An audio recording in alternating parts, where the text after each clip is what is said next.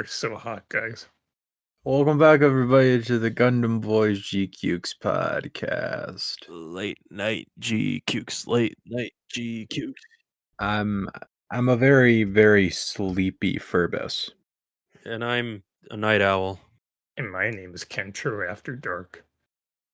Spoiler warning for GQuuuuuX episode 1 and 2, and GQuuuuuX the beginning, the segment, not the movie.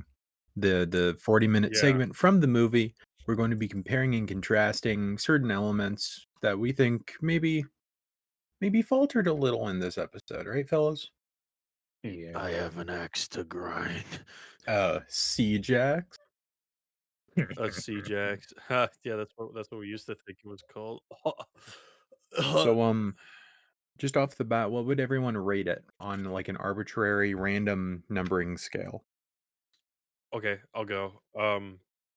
3 Oh. Cooves. I give it I give it an 8 out of 10. It's good, but it feels like it was missing something, and I definitely know what it was. And there's a good reason for that. Mhm. I give it one Dozel Zombie Big Zam out of one big Dozel Zombie Big Zam. Oh. Yes. Shall we address the elephant in the room? Sorry, I'll put it back in the fridge. No, I think we got to address the elephant in the room because from our discussion last week, one of my things was how are they going to handle incorporating the beginning segment into the actual show? They pulled a victory. Not good. Well, I wouldn't say not I good. don't. So to the uninitiated, to those who did not have a chance to see the movie, such as our dear Hi. beloved Kentaro, Yeah, loser. the Gundam GQuuuuuX the beginning movie is separated into two parts. A 40-minute segment called The Beginning, which showcases this alternate universal century's history, multiple events that happened during the 1-year war, Yes. such as the ceasing of development of Xeon mobile suits, in favor of Yep. reverse engineering the Gundam, Mm-hmm. certain events surrounding the Zeknova and the access shock of this universe, the dropping of Solomon on Luna 2 and the moon, Yes. the certain absence of one Miss Sayla Mass, and also a lot of little character building stuff, like seeing the Elmeth and the Brabau getting shoved onto the Gundam. Mm-hmm. And the TV version of the beginning cuts some very crucial story elements, and that's the elephant in the room. They kind of like gloss over it, which I feel like will be very weird for people who are only watching the TV show. Hi. Yeah, who have only seen the TV show, right? They're cutting out like the like like a lot of like the actual like stuff that happens, Hmm. and it just especially of all the things to cut in the fucking because now I can talk about it, and I'm fucking mad. All right, of all the things to talk about, of all the things to cut in this thing, because then you got to keep a certain runtime. Why would you cut all of the ending shit that leads to Char's disappearance? It's just completely glossed over through narration, thanks in part to Yasify Chalia Bull. Why would they? See, I don't get the it. stuff I don't get why they did it the way they the did. stuff that happens in it, it's all like boiled down to the crucial elements, right? The Yeah, invasion of Side 7, the theft of the yeah, Gundam, the defeat of Federation forces so that this is the only one that's around, right? They add a scene Yeah. where Char battles the RX-7801 and defeats it in combat, right. right? Yep. Mhm.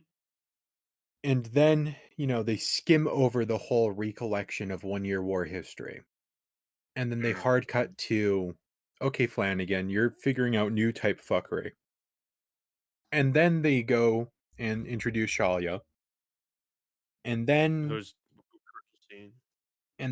they add the Elmeth bits to the Gundam. And then they hard cut to, and then during the dropping of Solomon on the moon, Shar was mysteriously vanished due to this event called a Zeknova. And I understand Yeah, it's which because of actually timing, but they most definitely could have paced this differently. This is going to be sacrilegious, and I'm going to hate myself for saying this. They did not have to keep the fact that they started the beginning segment as a one to one of the original Gundam episode. Oh, I okay. okay. think they could have kept a lot of the iconic shots. They could have kept the music and the pacing, but they could have condensed it because that opening bit, aside from the actual opening, which we'll get to later, that takes, like 3-4 minutes until Char is in the Gundam and things are happening. And that is okay for a movie.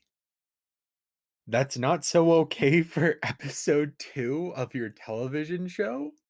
Mm-mm. I love that they did that. I love that they used the classic sounds and the classic designs, right? It's great. Mm, And I love the yeah. shot to shot No. things, but they really could have used condensing some of these longer moody shots and just giving us a minute to swallow the fact that all of this shit happened.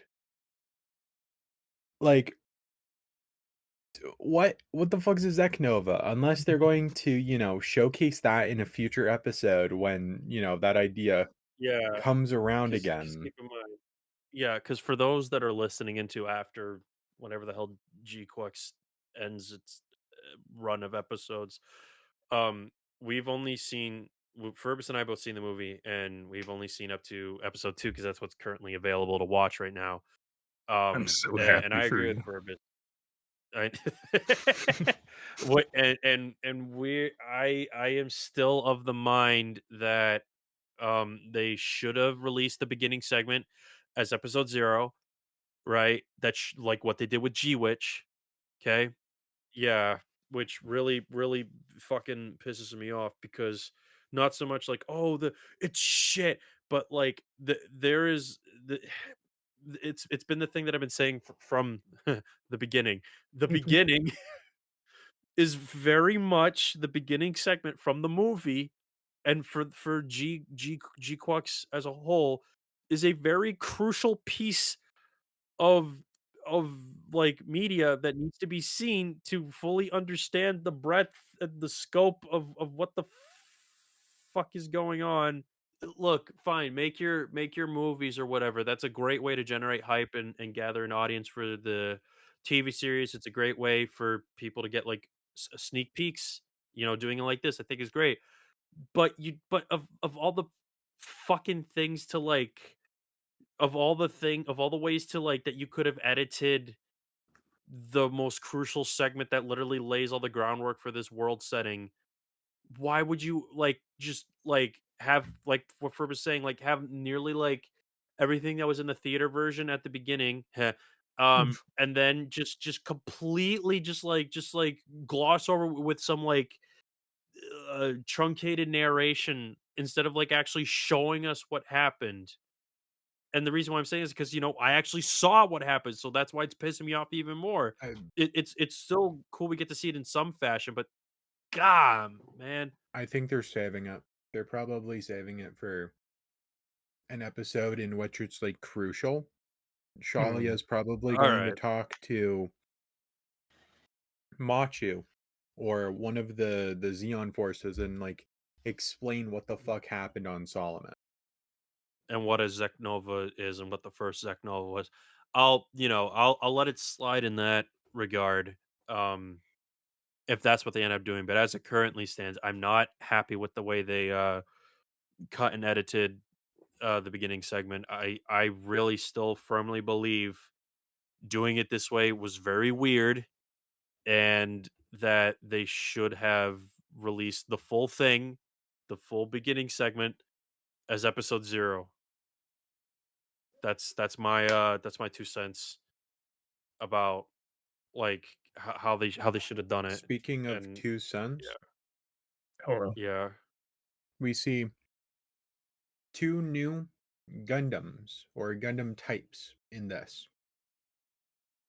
yeah, We see mm, 2 new mobile suits. We see the Gun Cannon Light, which has a brand new design with rounded shoulders, rounded arms, the mounted beam cannons.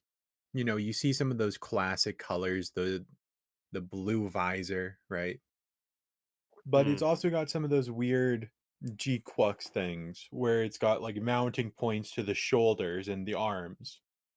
And and I harnessing don't stuff. I don't know if those mounting points are just for like movement and attaching things and like being able to hold it up and dock, or if it's supposed to have like additional bits. I understand the one on the arm is probably what connects to the shield, but Yeah. I've honestly get rid of those and it's like a really solid design. I like it for the gun cannon. mm, Um See, for me, oh, no, continue, so continue. the other one that we see is the Gundam RX-78-1, one of the Yeah, sister that's a great systems design. for the RX-78-2, or sorry, dash Yep. 3. No, we don't see the dash 3, do we? No, we only see, We just see 1 and 2. the dash 1 and the dash 2, yeah. Um, some other Oh, significant because they things never got that a chance to happen do in the the dash 3. episode. Um, so One-to-one very, shots. very referential. mm, Um, Yeah, Instead of defeating Azaku, Char defeats the Gun Cannon Light with the beam saber in the traditional Gundam pose. The rising sequence, Char obliterates everyone on white base. We don't know what happened to all yeah, of the crew outside of the bridge. They either were, you know, pushed off into side 7 or they were all mercilessly killed. So Oscar Dublin, rest in peace.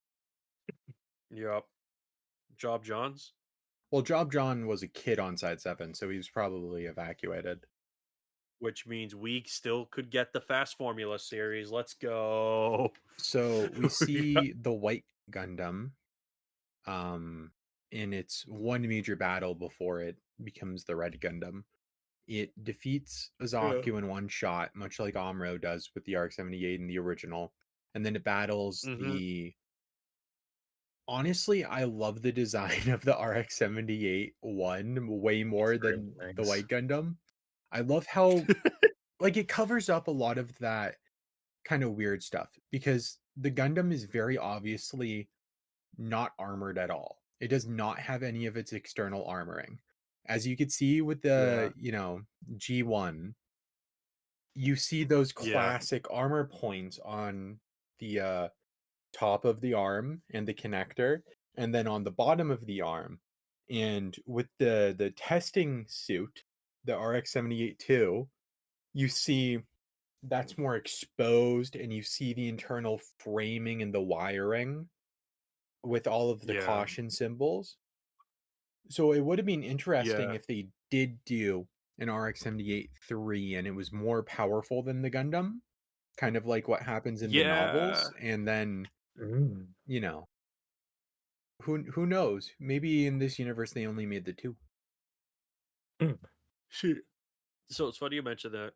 And now, so, despite my little soapbox rant about they should have released this differently, I really, really, really, really want to buy a toy of the RX 78-1. red or Um, white. Oh, never mind. You said the one. aside from me feeling like I was missing some stuff from this episode, I did really like uh how Star's invasion was presented and how Xian was able to overcome the Federation when the 1 year war. I do find that very interesting about G-Quets. Sorry. Oh, it is late at night. Indeed, indeed.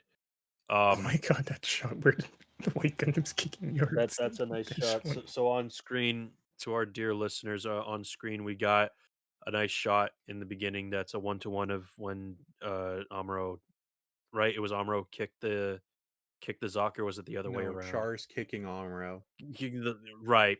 Yeah. during his first There's battle with Amuro. Char. Yeah. Yeah. Fucking flipped in my head. Someone should edit the Um shot where the kick is right in the RX-78-1's crotch. That'd be funny. I was saying, in reference to the Gundam 3, right? If they did a Gundam 3, I could easily see that just being like the mid-season upgrade if they do anything to the Red Gundam. Hmm. And that was really my theory. Like, oh, they could probably be mid-season Oh upgrade yeah, if they do like a based on what you're saying rebuild. about the armor. Yeah, well, I mean, because they're gonna do that to sell more kits. They have to.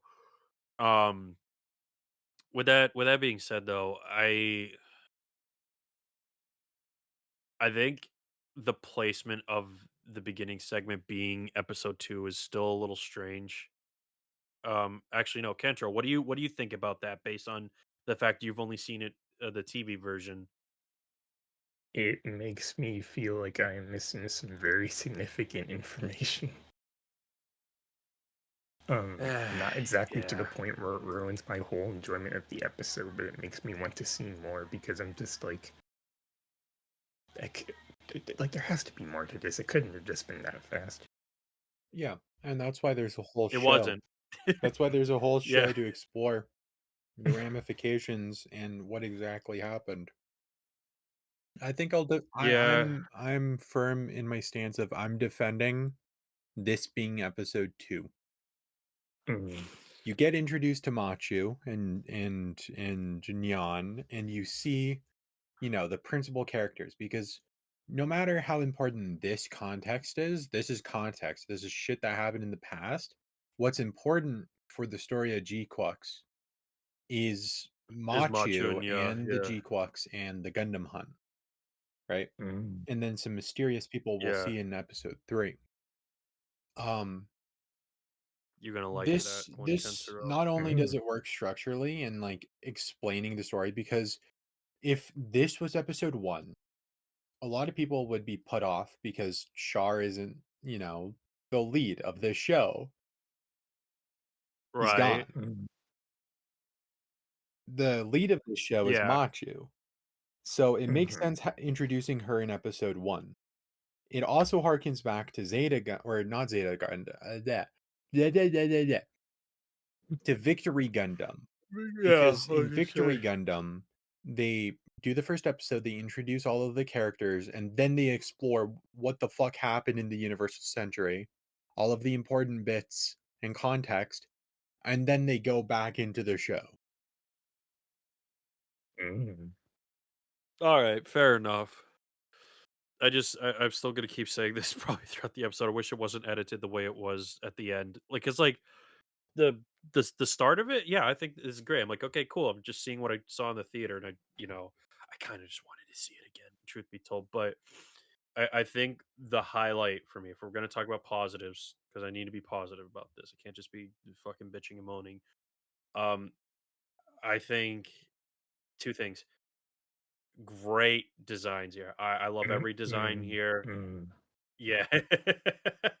I love every design here. I also love the fact that a lot of the, like I said, when I saw the movie, that a lot of the original music and sound design is used, and the character designs, with the exception of the ones that are literally going to appear in GQuuuuuuX, so just Charlie Bull Yassify, but like they stick to the original like character designs um for everything. So it was nice.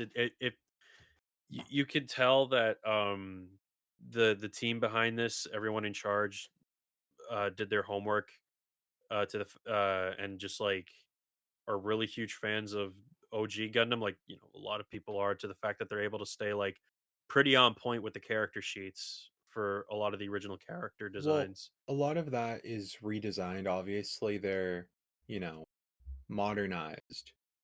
Because mm. if they were to be one to Yeah. one with the original, it would be crudely drawn, cell animate, and like that's part of Gundam's charm, right? It was so Yeah. far ago, but they're able to do what they did with the Origin and showcase why these designs worked so well in 79 and why they still hold up Yeah. today. Um, Mm. Yeah. an, a nice little element is during the battle with the Gundam 01, in the movie version, Char is able to pull out the beam saber and use it. That is one to one with the eye catch slash. So for Mm. the this special flashback episode, they recreate the original Gundam's eye catches, one with the GQuuuuuuX logo and the suspense, and then shout, right? And Yeah. then they also recreate it with the Gundam slashing down, which is the first Which is time another we've iconic seen pose. the GQuuuuuuX logo put onto two lines, and I like how the Q and the X line I do like that a lot, actually. Actually, yeah, no, up. Kentaro, wait on this. You're a huge logos guy. I am a huge logos guy, and it's such a really creative way of like it's like a shorthand version of the GQuuuuuuX logo, for lack of better words. It really gets my logo fan and like graphic design. Because I do have some experience in graphic design. It really gets my brain tingling. Mm, mm. And it'll I also probably be the thumbnail for this episode. oh yeah, most likely. I like the way the U's are layered. Um and I think because mainly if you like try to put them next to each other, it would like they would just fan out. But I like the way how they handle the use of the multiple U's. I Yeah, there's not really much to say because it's GQuuuuuuX is already just like such a strange name, but there's like a reason for that we haven't learned yet. Um, but it just it's nice. I think Sorry. this is a good time to say it. I have very vocally not been a fan of the white slash red Gundam's design. I don't like how it looks. Just my personal opinion. I like certain elements of it. I like color usage. I love the new shield. I love the use of the black on the shield to break up the red and showcase like how heavily armored this is. Um Yeah, the backpack is really nice.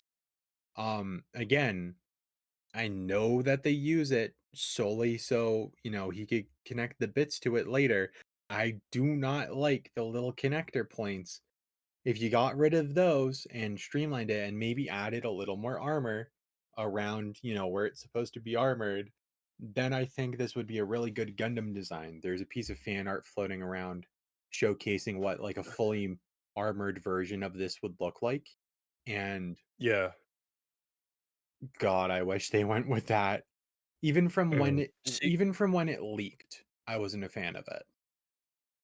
right, Um, but that's just my personal thing. Like there are some very good design elements. I'm not going to like say it's like the worst Gundam ever, but I do think it's going to take some time getting used to it, especially in its tricolor form because we're not going to get that. It's red, right? Because it's Char's red Gundam. I yep, do think maybe some of the coloring with Char's version or the red Gundam that we'll see later, it does make up for it. It kind of blends a lot of those elements together to showcase a more stocky figure. It's more simplistic in the two-tone usage of grays and reds. Um Mm. which kind of contrasts the purple eyes, which is new because yeah, we've seen the Gundam with pink eyes when the systems boot up. The RX-78 normally has yellow eyes or green eyes, depending on the interpretation. yeah, So having it with purple eyes is very interesting, especially because this is before it's equipped with Saikamu. yeah. So let me be the Siskel to your Eber. I like the boniness of the white slash red Gundam. Because I feel like it's really leaning into the fact that, in the context of the original series, the RX-78-2 was still being developed and tested on. It wasn't, correct me if I'm wrong, first, but it wasn't like properly finished, Yeah, it right? was. It Yeah, was? it was battle ready. That's why White Base was collecting it from side 7 Oh because fuck. it and Okay, its never mind. sister mobile suits, the gun tank and gun cannon, were completed. They were done testing phase, which that's what the RX-78-1 was doing. It was their testing module. That's why Okay. in the origin manga, when Xeon starts infiltrating Side 7, the first mobile suit battle in that series is them fighting the RX-78-1, and Okay. that being what causes a hole blown in the colony. The battle between Okay. it and Zaku. Um, All right. All right. this is like, a line that they were working on throughout the 1 year war. That's why the Gundam appears so late into the 1 year war, because they're still working on mobile suit technology. Yeah. And then it appears, Okay. and then it wrecks shit for 5 months, and then it just dies. Like, they do Yeah. upgrade it, right, with the G fighter and the G cores. And the magnetic coating Mhm.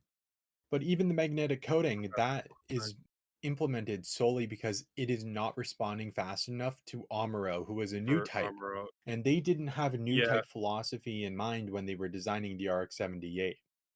They were having Okay. That's versatility. that's where the that's where the "Oh, it's unfinished," crossed my mind, and I thought it was that, and Mhm. I Because forgot. in But I'll still in say lore, the RX-78 is supposed to be the faster and the more agile of the units. It's supposed to be the all-rounder, right? If you're playing a game, okay. this is the one with like the most balanced stats, maybe a little more strength. The gun cannon Yeah, is the one with heavier armor, so it could take more. But it's yeah. less agile because it's heavier. The gun cannon is the slowest and it's not the best armored because it's a tank, but it's got the most firepower. So that's Yeah. kind of like the design dichotomy and the role structure that those units have. And I feel like stripping away the armor on the RX-78 makes sense. That's why redesigns of it, like the G40 or the Beyond Global, they really dig into this idea of a more slender RX-78, which is what the designer for GQuuuuuuX is trying to do as well. I just feel as though there's maybe like not that much armor on it. I don't know how practical it would be, because the idea for I this Gundam is it destroys its enemy before it gets close range. And if it does get Mm. close range, That's they've got fair. the beam saber. The beam So, sabers. Yeah, see, I was saying, like, I like it based on what you were saying about how it feels like there's not enough armor on it, and then you see, like, the Gundam 0 the Gundam 1 in, after Char gets in the Gundam, that this is, like, a version of the RX-78 that they haven't quite finished, like, fitting all the armor on. That's why it looks kinda somewhat bare bones. Um, eh, I was just trying to, like, lean into the angle where you're talking about. I'm like, because like, if they were to do the Gundam 3, because they had enough, they decided to include the Gundam 1, that, like, I feel like Red Gundam 3 would probably be, if the Red Gundam 6 around long enough, that it would get a mid-season upgrade where it just, like, gets some more layered armor, or maybe they even strip away some more of the armor to make it even fucking faster, because this thing's this thing's really fucking fast. mhm. Um, and I think with the way the designs are, there's a lot of directions they could go in for those mid-season upgrades. But I'll admit, like, the head. So That's funny I'll because the say, head if I is were the to, one element I think that they nail. oh no, I like the head, but I think the with everything with this suit, it feels like they did a lot of things first, and then they went back and adapted it for other things later on. So, like, it feels like they've designed the red Gundam, like the Gundam to be the red Gundam first, and then, as they're like, okay, well, now let's apply the traditional Gundam tricolor scheme to it. This is how you would do it. Mhm. Because when you look at that design in red, I like it. I lean more towards the red version. I feel like it fits this sleekness better Yeah. versus the tricolor scheme. What are your thoughts, Kentaro? I'm not particularly harsh on most Gundam designs. I like how skeletal and like otherworldly the Gundams in G-Quads look like so far. I think I do prefer the red Gundam over the white Gundam, but I don't think the white Gundam is bad looking by any means. Fair enough.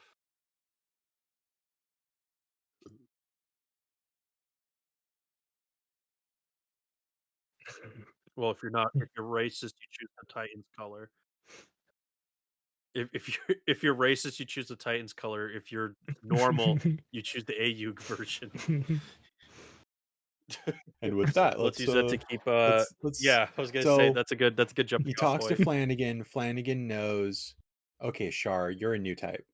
He's Yeah. doing new type theory. That plays into the series at some point, probably because of the Zeknovas. Um, they're just using white base. They don't actually say in this version what they rename white base to, which kind of pissed me off because I don't remember what the fuck they called it. I keep on thinking they named it the Phosphera or something, but I don't think they named it the It'll Phosphera. pop up in the next episode. Couldn't we just look it up? Yeah, but that means going to the Gundam wiki and fuck fandom. No, I'll just Google it. No, no, Mhm. no, no. Yeah, exactly. Fuck fan. I'll just Google So it. Char paints the Char wines and dines Shalia. He absolutely fucks him in the ass, right? And then he paints his mobile suit red. And then, oh look, oh no, oh the feds, they got Solomon. Oh no, they're dropping Solomon on the moon. Because there's a line in the movie version they don't say in this one where they're like, why is the Federation doing this? Oh, well, they gave up because they know they're not going to win the war, so they're just going to fuck it up for us. Um, so according to Google, they renamed White Base to Sodon. I'm calling Oh, it I Greek don't think base that's from now correct. on. Greek Greek base because base. it's green. what if white base was green? It's green and it's a Zeke ship, so it's a Greek base. Greek. Yeah. Um, so Cassilia sends Shar and Shar's forces to go blow the fuck up of Solomon to separate it so it doesn't hit the moon. And they go. And then within 3 minutes, and that's them blowing it up. Thanks, God. Yeah, I sneezed and then it exploded. So, to keep in mind, when we get to this very important Zeknova Solomon shit, 21 minutes into the episode, Yeah, the literally the most credits important start at thing. 22 and a half minutes. Yep. They have a minute to Yup. showcase, okay, Char went fucking psycho, went beyond the time. There goes Char. And Yep. now And they and just now glossed Shalia over a Bull lot of hunting for the details red Gundam. for some They reason get because he thinks Char's still in it. because like they don't even establish the fact that they pilot as Mavs because that fits Shalia's fighting style and it's Char adapting to him. They showcase that in a battle sequence in the movie. Yep. We don't Another see Shalia yell Bull of it to the once world. actually fight. Why do I get a feeling they're gonna show that in episode 2? Because if you remember in the Well, movie, this is episode 2. sorry, I meant episode 3. You know what I mean. Mhm. I feel like they're gonna show a bit of that in episode 3 in like a flashback. Okay, so Kentro, All right. slight movie thing. Okay. I'll remain least spoilery. Chalia explains the acronym for MAV and how MAV works. and how the techniques work or the style.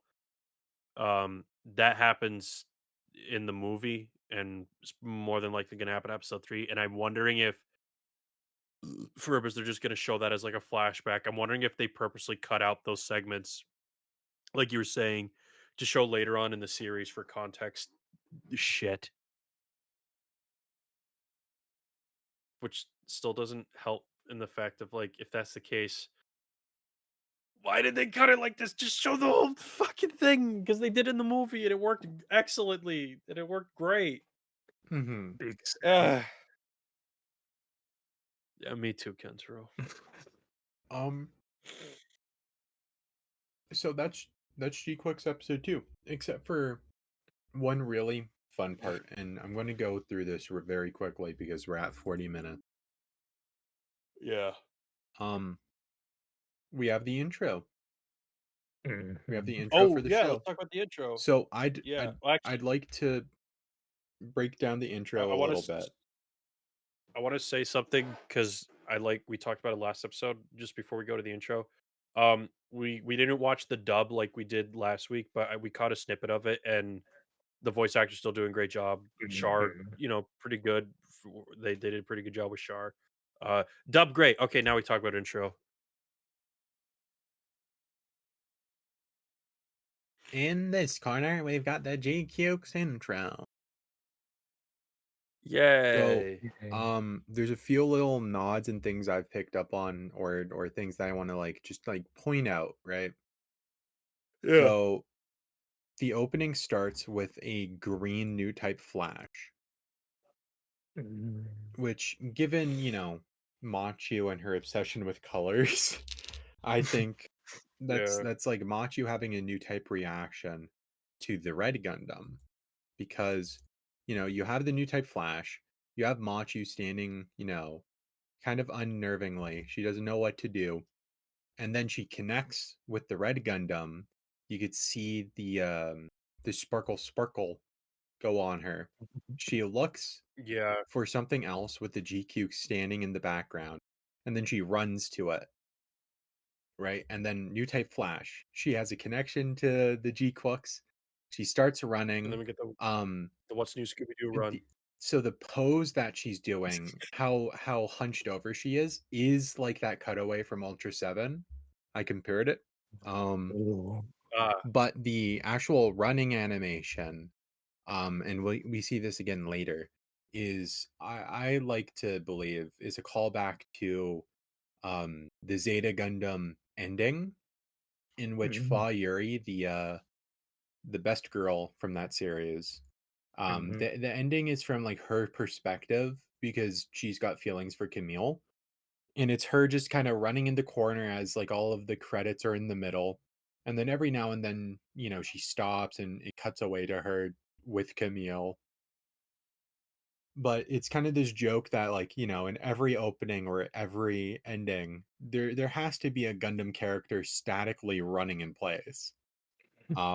So GQuuuuuuX does that a lot in this one. with all the major cast. Hmm.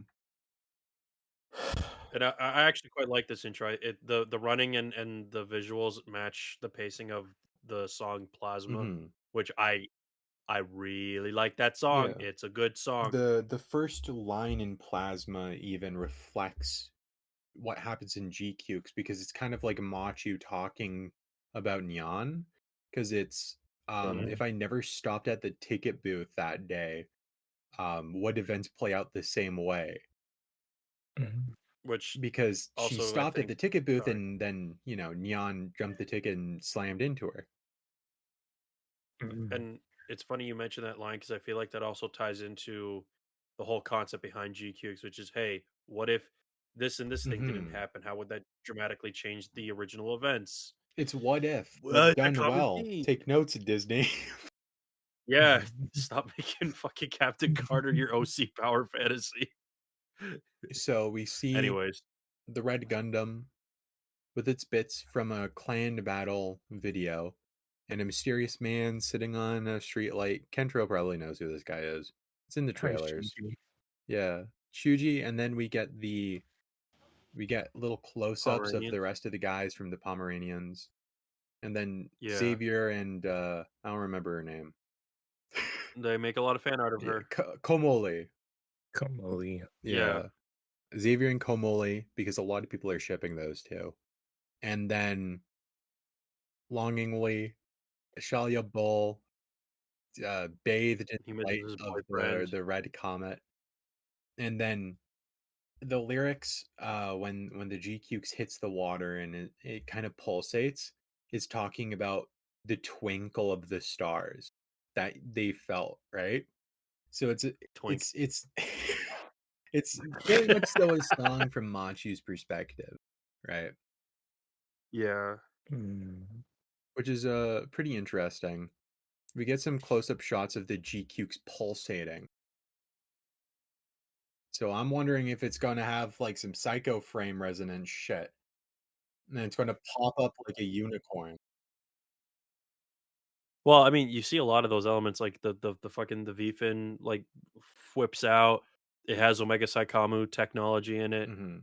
Um, there's a lot of I things. really like the cutaway of them standing in the field. It's like literally a second, but I really like it. Yeah. Um, we see the GQuuuuuuX take off from White Base. Machu battle some fucking cops, and then the big thing: missiles hit the Red Gundam shield. The Red Gundam emerges, grabbing its beam saber through the Oh. fire and smoke, which is a 1-to-1 cut comparison with the intro for the Zeta and Double Zeta, or the two Zeta openings. Mhm. Sorry, which depict the Mark II doing that. Which that kind of helps my idea or my theory that this is just like a Zeta what if, right? Zeta Gundam, my beloved. Mhm. Mm, maybe in this universe, the real grade Zeta isn't shit. The reason they built the GQs instead of the Zeta is just because they couldn't get it to They didn't want transform to fucking properly. deal with it. They just couldn't fucking deal with it. They got a 1-to-1 RG Zeta. Mhm. Oh my god. Um, Yeah. yeah, and that's the opening. They kind of run, different parts of the mechs are lit up and whatever, right? Yeah. But it's very much based on the visuals that throughout the series is very much going to be the GQuuuuuuX and Red Gundam as a duo, Mhm. which I like. I Mm. think that's really cool. The ever moving adventures of GQQ and Twink BF. What's new GQuuuuuuX? Because they're doing like fucking Scooby Doo running. Mhm. Uh The ending, we kind of went over that yeah. already. Um before we wrap up, I think I wanted to touch very briefly one theory. One theory. Um I don't want to go super in depth because, the show's going to progress. What do we think about the theory that Amuro is behind the development of the GQuuuuuuX, based on the fact that it's very likely that if Amuro was still alive, that he just kind of went in his father's footsteps. Instead of being a soldier, he went into mobile suit development. That would be really cool. Yes. I'm of the position in which he decided to double down on making Haros. Mhm. So he just like I'd like that. customizes Haros for people. I know because this is very much a Shar centric story, but I feel like if they're gonna do all this, that like you people would want to know what's happening with Armoro, whether it's cameo or he's kind of integral to the GQ's development. Of course, there's not enough concrete evidence in which I want to talk about that in depth, like until I see more episodes beyond what was just in the movie before I even like elaborate on that. Apart from this shit about the Haro, but that's a whole other thing. I can't wait for a And next with that, episode of Star and Machu get a clue. yeah. Oh, you're definitely because I'm pretty sure this would be Shuji's debut episode. You're gonna like. I think you'll like Shuji, Mm. Kentaro. I think you'll like him a lot. Shuji is Mm. very Kentaro coded. Hell yeah. Yeah, you can fawn over them all you want. Mm, my Twink polycule, yay! Hey, Gundam will be the second to end with a polycule. What other show ends with a polycule? And that's how we end the episode. Yeah,